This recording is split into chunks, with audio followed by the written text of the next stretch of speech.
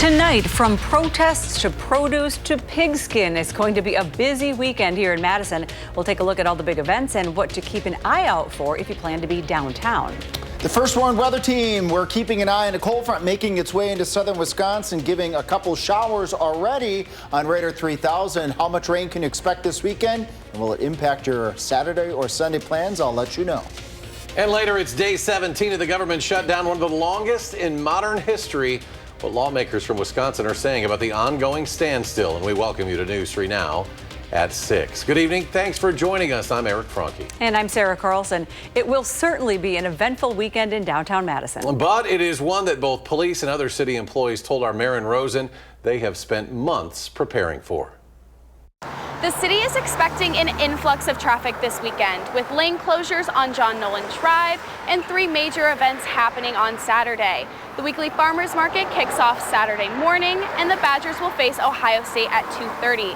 The No Kings protest is also scheduled for later Saturday afternoon.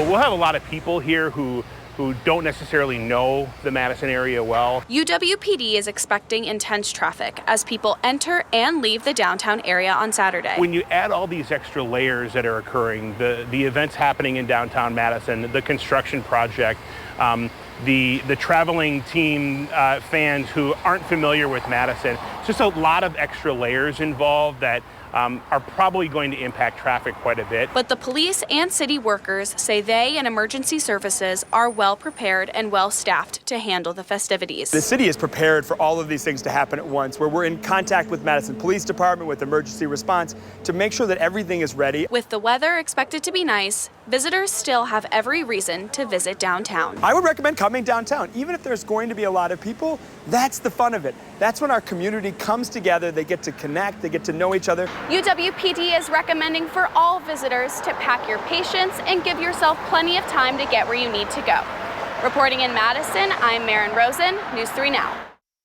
And the No Kings rally could draw an estimated 20,000 demonstrators to the Capitol Square. Badger games and the farmers market both regularly bring thousands downtown. And the First Warn Weather Team has been forecasting showers for the weekend. Chief Meteorologist Alex Harrington is here with the forecast. Hey, and we do have some showers right now on Radar 3000, right on 151 near the Mineral Point area. We have a cold front that's moving in to southwest Wisconsin. And as we go up and along that front between Spring Green and Arena along Highway 14, also a couple of raindrops, maybe a little bit heavier of a raindrop up towards the Prairie du Sac and Sauk City area. Here you can see that line stretching from Marquette and Green Lake counties down into southwest Wisconsin as this cold front very slowly is going to work its way through southern Wisconsin, bringing scattered showers, and we can't rule out an isolated thunderstorm or two as we go into the evening hours. We are not expecting severe weather at this point in time, but just on and off showers and a couple of isolated thunderstorms as that cold front really inches very, very slowly into the area. We do have more rain in the forecast for Saturday night, and even into Sunday. Will it impact your plans? I'm going to let you know when I come back in just a few minutes. Sounds good. Thank you, Alex. The Wisconsin Department of Justice is investigating a death in the Wautoma Township. A call for domestic violence came just before 5:30 last night at a home near State County Road 73 and County Road O. A man outside ran inside and fired at the deputy who returned fire. The man then barricaded himself inside. After negotiations, officers heard gunshots inside, and that's when they found the man deceased inside. No officers were injured, and squad cameras captured the incident. Madison police are investigating an incident at Madison West High School that left one student hospitalized. Authorities say they received a call about a battery just after 11:30 Wednesday morning. The identities of those involved and the condition of the student who was hospitalized have not yet been released. Madison police say they're currently working with the Madison Metropolitan School District and are still investigating the incident. A Wisconsin man is being charged after allegedly posting TikTok videos that called for ICE agents to be shot and killed. Andrew Stanton was indicted on 3 federal charges, including threatening to assault, kidnap, or murder a U.S. official. Prosecutors say the videos were posted between August and October of this year from various accounts. However, they believe Stanton was behind all of them. He has pleaded not guilty. His trial is set for December 15th. UW-Platteville says it will be ending operations at the Baraboo Sauk County campus next May. University staff says it will support students, faculty, and staff staff on that campus through the transition. The spring semester will continue as planned in person at Baraboo County. After that, students will transfer to the UW-Platteville main campus. The chancellor says this stemmed from a decline in enrollment.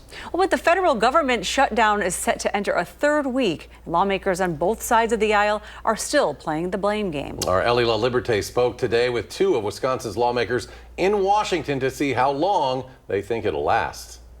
I spoke with Republican Congressman Brian Stile and Democrat Mark Pocan about this shutdown, but neither could tell me how long they think it will last. The shutdown is over disagreements on whether to include an extension to the Affordable Care Act tax credits. Democrats refuse to sign a funding bill without extending those credits. Meanwhile, Republicans say that conversation can wait until after the government is back open. However, the Senate's next vote isn't until October 20th, making this one of the longest shutdowns in U.S. history. The consequences of the Schumer shutdown continue to build. More and more people are getting hurt. Number of people are not receiving their full paycheck due to the Schumer shutdown. And so hopefully Democrats in the Senate come to their senses, reopen the government, and allow us to complete the negotiations that are in front of us. This is the time to deal with this. If you do it after all the rate increases come out, people are going to be paying a whole lot more for health insurance, which is what we're fighting in the first place. So it sounds like a lot of rhetoric, but it's not rhetoric that's going to bring down the bills of health care for anyone in Wisconsin. And it's certainly not going to help the 15 million people that are likely to lose their health insurance. We also asked both lawmakers if Republicans and Democrats show any inclination of beginning to come to that table. You can hear their answers this Sunday morning at 10:30 on For the Record.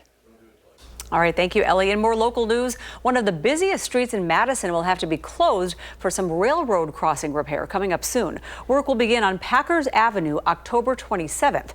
Packers Avenue near the Dane County Regional Airport will be closed to all vehicle traffic at the crossing in order for the work to be completed. This will last about 4 days if the weather cooperates. Signs will be put out directing drivers to detour using North Sherman Avenue and Aberg Avenue. Access to the Dane County Regional Airport will stay open via Darwin Road from the north and International Lane from the south. The intersection of the Southwest Commuter Path and West Washington Avenue in Madison will be getting a new traffic signal. That's to help prevent drivers from hitting bicyclists and pedestrians. It was back in 2017 that the city installed flashing lights there to make the crossing safer, but instead the crashes with cyclists and pedestrians actually went up. Last September, the number of lanes were reduced from 4 to 2. The city hopes to have the new signals installed next year. Right now, they have to work with the railroad to make sure the signals work properly with oncoming trains. Coming up on News 3 Now at 6, how Instagram is cracking down on AI chatbots on the platform. Plus, how a community-driven initiative is honoring a local veteran. We're back after this.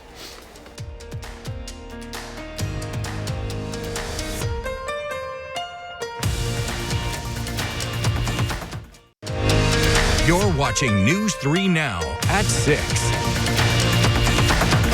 Instagram is rolling out new safety features for teenagers who use the AI chatbots on that platform.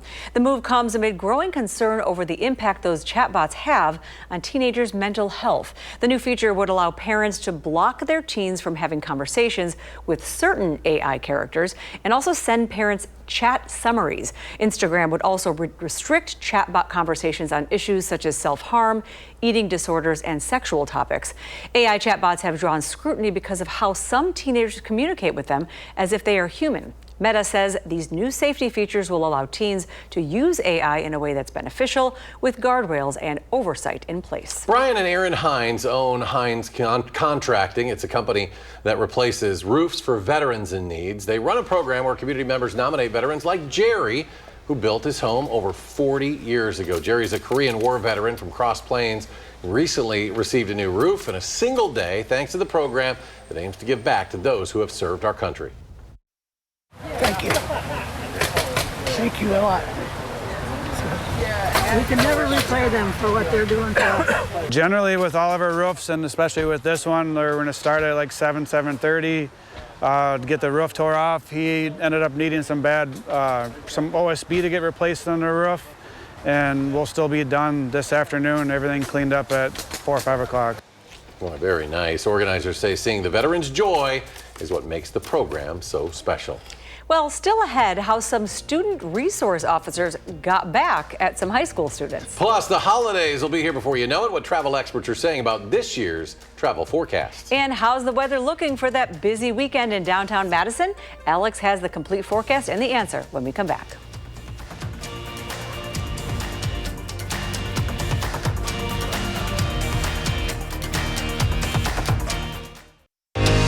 Watching News 3 Now at 6. Moving forward.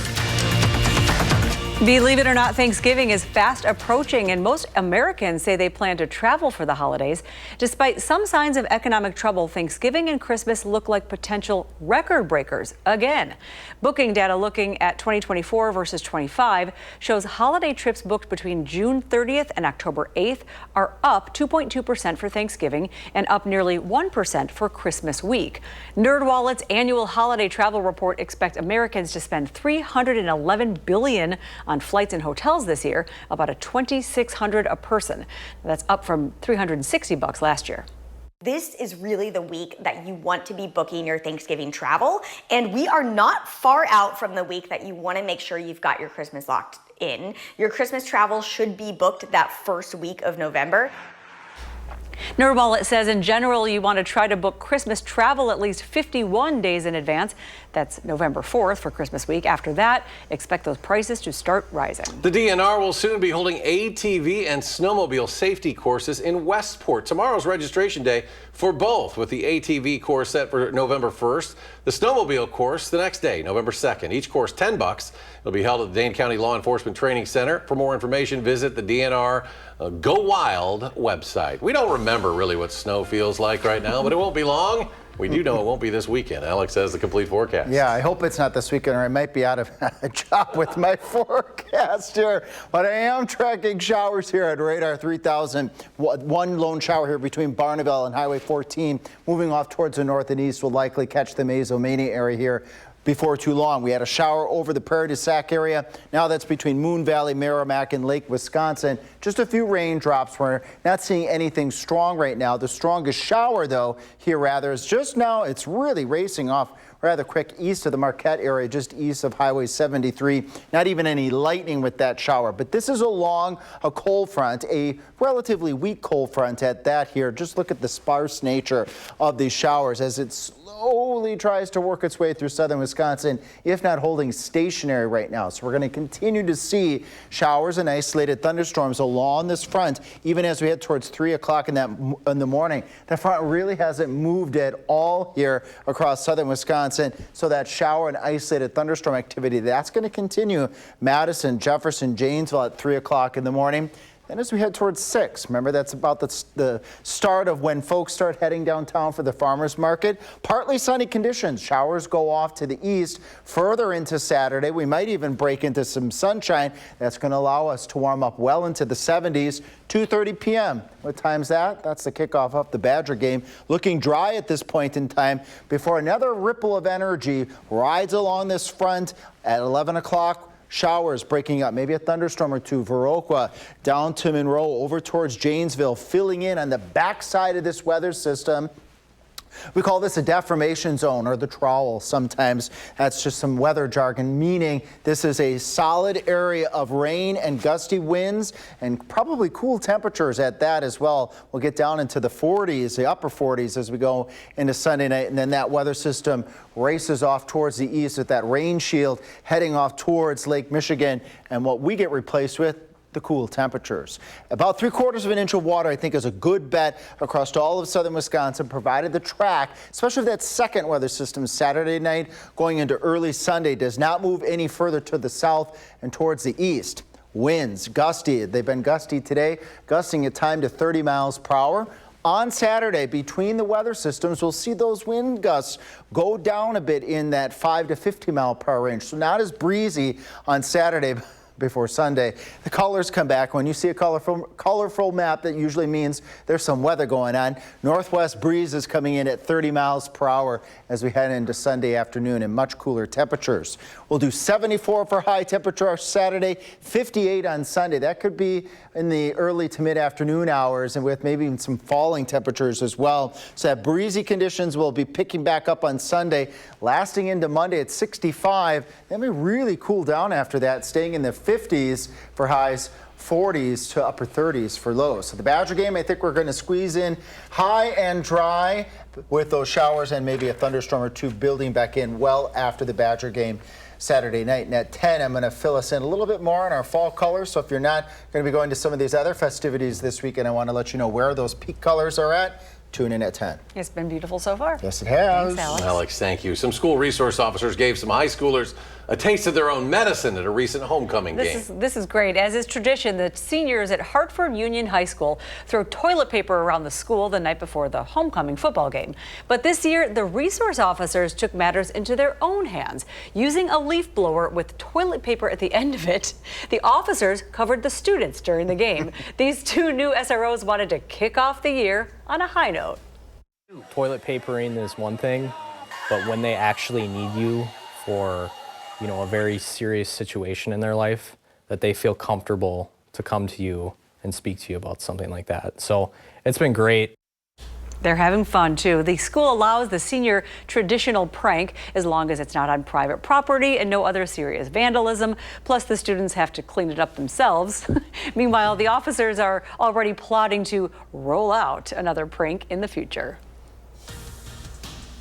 And still to come in sports, the Brewers are on the brink of elimination. Hear from the crew on how they plan to stay alive next on News 3 Now.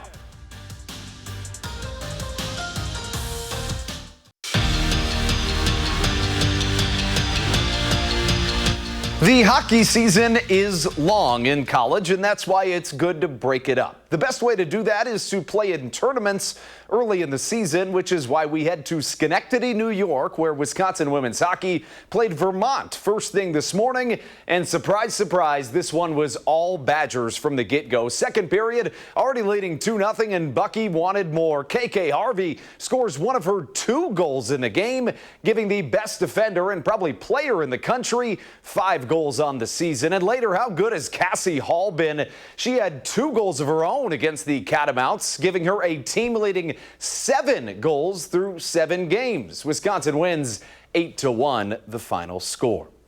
And of course, the final drive of the regular season is tonight. Week 9 means all kinds of playoff spots and conference titles on the line. Join us later on tonight at 10.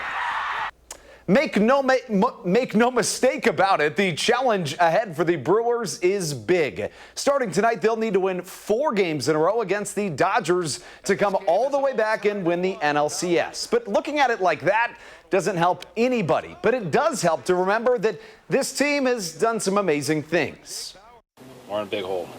You got to break it down into little goals. Our goal right now should be to get the series back to Milwaukee and then worry about the rest later. You can't look at it as we got to win 4 in a row. Like, obviously we do, but can't win 4 before you win 1. We've done some amazing things this year. Most wins in Brewers history. So if anyone can do it, we can. That's kind of what I look at. I look at what we've already done, and that gives us confidence moving forward, I think. Wisconsin volleyball is back at it tonight, beginning a quartet of games against Big Ten newcomers, starting by hosting UCLA. Their libero, Miley Chan, was our guest on this week's Wisconsin Huddle, and being that she's the first Badger volleyball player ever from Oregon, it makes this stretch pretty interesting. I'm so excited to go home. I'm already planning to see all my friends. They're coming to the game in Oregon, and I have family. My aunts and uncles all live in Washington. So that's amazing. Those will be like close to the heart games. More of Miley. She was the guest on this week's Wisconsin Huddle. Stick around right after this newscast for another episode of the Wisconsin Huddle. And Miley was amazing. How exciting is that for her to get to go home? Good to go back to Eugene. Big night, though. We got Brewers. course, there's football tomorrow, but this is hard to believe how fast the high school football season's blown by. It's basically unbelievable. And yeah, this is the night where everything gets down to it. Of course, you've got the conference championships on the line, but I really like looking at those teams that are right Trying on to get the into bubble. the playoffs. Yeah, and we've got a ton of those matchups tonight. It's going to be a lot of fun to watch, and a lot of teams in our area are right on that bubble of getting in or getting out, and some of them are playing each other. Yeah, next week, playoffs start already. Yeah. All right. Alex, Final forecast check-in. looking good for high school tonight? Looking pretty decent overall. Just a couple showers out there right now. I think most of that shower activity is going to hold off till after 11, 12 o'clock. So showers overnight tonight, but most likely after our games end. Saturday, warm and sunny. We're going to get that Badger game in all dry for the most part, and then rain building in Saturday night going on into Sunday. Temperatures are going to be pretty mild for that Badger game, so get ready for short sleeves and shorts. And then no more shorts, sleeve and shorts. Once we get past Sunday, our temperatures are going to cool back down into those October values in the 50s by day, 40s by night. And again at 10, I'll let you know what are those colors looking like across the state of Wisconsin and where to go for peak. You don't have to go far. And it's going to be busy in Madison, but not a bad time to be traveling north. Those colors are gorgeous out there. Yeah. And if you don't like the weather, remember, we've got the Badger game tomorrow right here on Channel 3. So There you you can go. watch it here. And make sure you wear cardinal red, not scarlet red. That's Exactly. That's Ohio State's red. Super important. We don't Be want very that. careful. We don't want that. They need all the help they can get, folks. Trust us. Thanks for joining us for News 3 Now at 6. Coming up next, as Andrew mentioned, is the Wisconsin Huddle. And our next show is at 10 o'clock. Always watching us as well, streaming 24/7 on Channel 2000+.